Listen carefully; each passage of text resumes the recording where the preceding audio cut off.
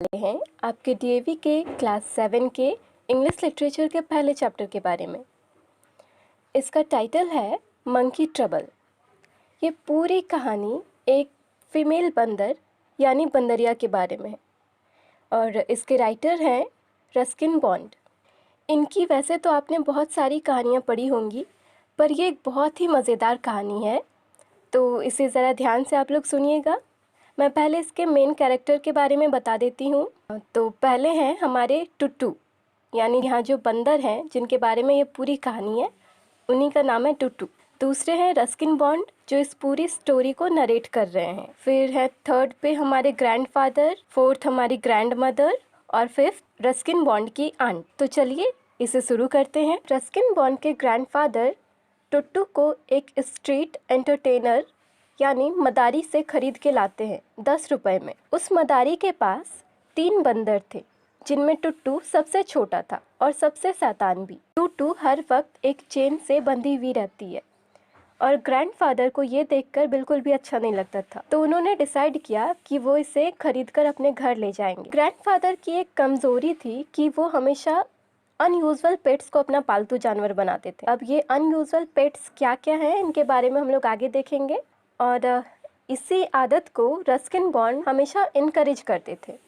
Encourage मतलब बढ़ावा देते थे। जब ग्रैंडफादर टुट्टू को लेकर घर आए तो ग्रैंड मदर ने पहले तो मना किया कि ऑलरेडी हमारे घर पे बहुत सारे पेट्स हैं, जैसे ये बकरी, सफ़ेद चूहे और तुम्हारा ये कछुआ। अब इसके लिए कोई जगह नहीं है हमारे घर पे। तो इस पे रस्किन बॉन्ड कहते हैं कि इतने सारे पालतू जानवर तो हैं, पर हमारे घर पे कोई बंदर नहीं है। तो ग्रैंड मदर कहती हैं कि तुम अकेले कम हो क्या 2 बंदरों से?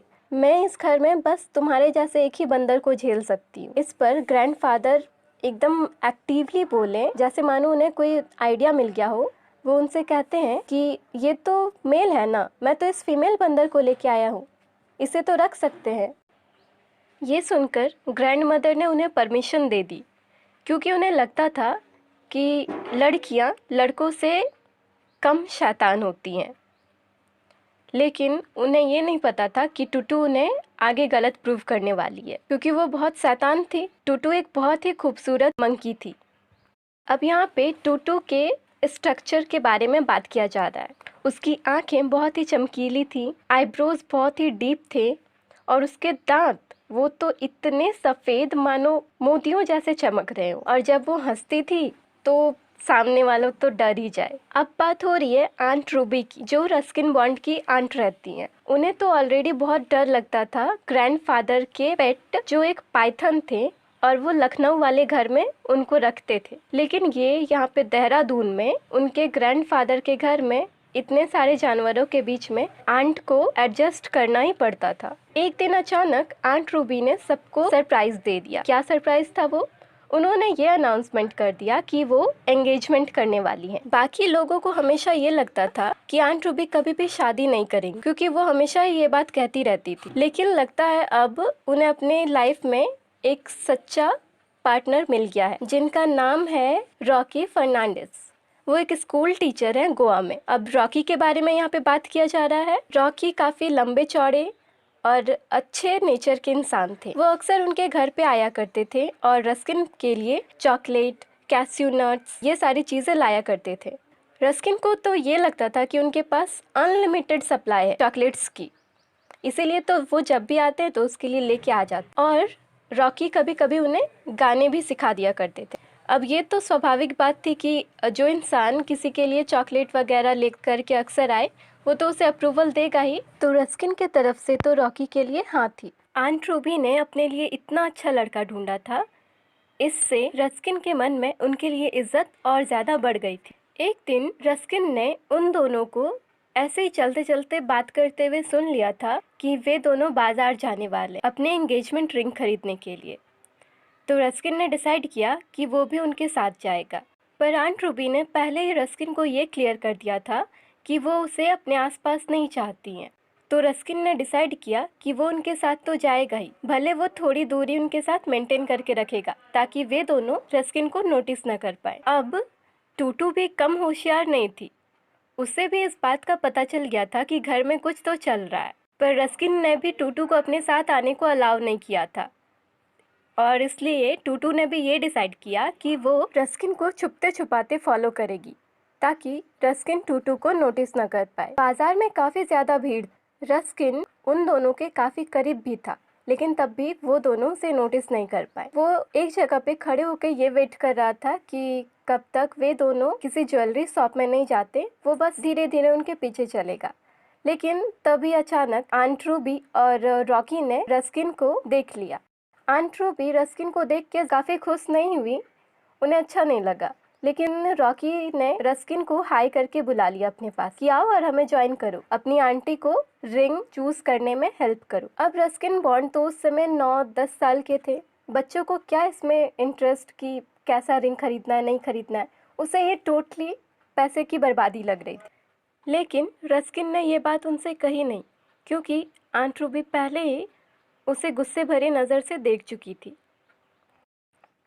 जब आंट रूबी अपने लिए डायमंड रिंग चूज कर रही थी, तभी टूटू भी उस शॉप में आ गई। रस्किन को छोड़ के उसे किसी और ने नोटिस नहीं किया था। उसे सबने तब नोटिस किया जब टूटू ने खुशी से एक चीख मारी। सबने देखा कि टूटू एक नेकलेस को ट्राई कर रही थी। टूटू को देखते हुए रस्किन ने पूछा, ये उसके गले में पत्थर क्या है? यानी वो नेकलेस पे सजे हुए पत्थरों की बात कर रहा। तो रॉकी कहते हैं, ये तो मोतियों जैसे लग रहे हैं। शॉपकीपर सुन के कहता है, हाँ ये मोती ही हैं। तभी आंट रूबी चिल्लाती है, ये शैतान मंकी यहाँ भी आ गई। मैं जानती थी ये लड़का इसे यहाँ जरूर लेके आएगा। अब तक तो टूटू ने उस नेकलेस को अपने गले में डाल भी लिया था। वो सोच ही रहा था कि ये नेकलेस टूटू के गले में काफ़ी अच्छी लगेगी, लेकिन टूटू ने उसे देखने तक का मौका भी नहीं दिया। टूटू पहले रॉकी के चारों तरफ घूमते हुए रस्किन के पैरों के बीच से निकलते हुए रोड पे भाग गई। उसे भागता हुआ देखकर रॉकी ने उसे रोकने की कोशिश की, लेकिन उसने एक भी नहीं सुनी। पहले रस्किन टूटू के पीछे भागा, उसके पीछे ज्वेलर और फिर उसके पीछे रॉकी। फिर वहाँ बाकी जो लोग थे जिन्होंने ऐसा होते हुए देखा, वो भी उसके साथ चल दिए। और कुछ कुछ तो ऐसे लोग भी थे जिनको पता ही नहीं था कि आखिर हो क्या रहा है। उन्होंने तो बस देखा कि लोग भाग रहे हैं, चलो हम भी भाग चलते हैं, और इस तरह वो भी इस भागम भाग में शामिल हो गए। ग्रैंडफादर अक्सर कहते थे कि भीड़ में हर कोई लीडर को फॉलो करने लगता है, भले उन्हें पता ना हो कि लीडर कौन है। किसी को नहीं पता था कि लीडर तो यहाँ टूटू है।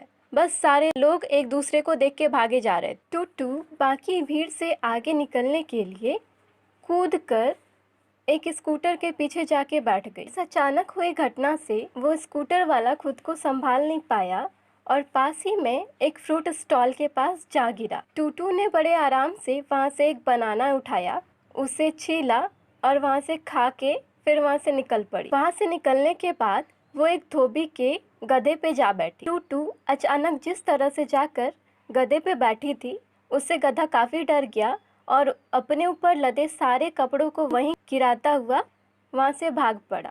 अब इस भागम भाग में वो धोबी भी शामिल हो चुका था। बच्चे जो अपने स्कूल जा रहे थे, उन्हें ये सब देख के बड़ा मज़ा आ रहा था। उन्होंने सोचा कि स्कूल के क्लासेस अटेंड करने से अच्छा है कि हम भी इस भागम भाग में शामिल हो जाए। और वे सारे बच्चे बहुत ही एक्साइटमेंट के साथ अपने एल्डर्स को पीछे छोड़ते हुए टूटू के पीछे भागने लगे। टूटू अब फाइनली बाजार से निकलकर रोड पे आ चुकी थी जो उसके घर की तरफ जाती थी, लेकिन वो ये जानती थी कि अगर उसके गले में ये नेकलेस रहा और वो ऐसे ही घर चली गई तो उसे घर पे पकड़ के बंद कर दिया जाएगा।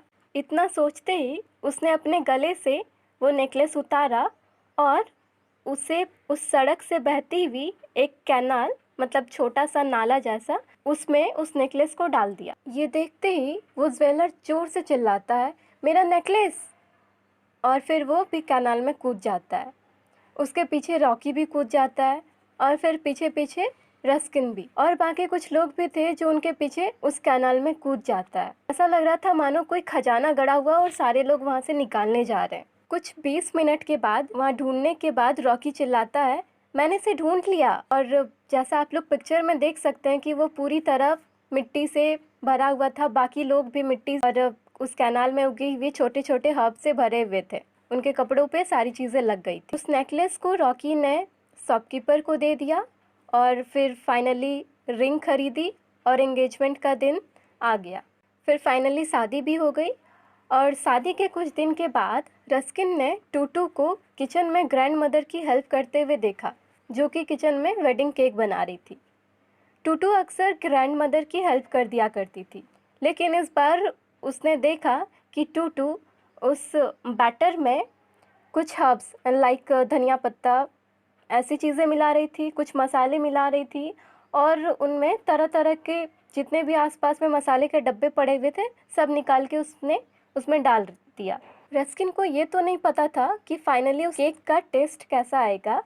उसने ये भी देखा कि टूटू उसमें रेड चिलीज़ यानी लाल मिर्च भी डाल रही थी, करेले के बीज और उसे सजाने के लिए अंडे के छिलके वाइट सेल जो होते हैं वो भी उसमें डाल दिया था। लेकिन ये भी सच था कि शादी के कुछ दिन बाद तक कुछ गेस्ट नज़र ही नहीं आए। हाँ, भले किसी ने उस केक की बुराई नहीं की हो और कुछ लोगों को तो वो केक बहुत ही इंटरेस्टिंग फ्लेवर का लग रहा था। ये स्टोरी यहीं एंड होती है। आई थिंक आप लोगों ने एंजॉय किया होगा। Thank you.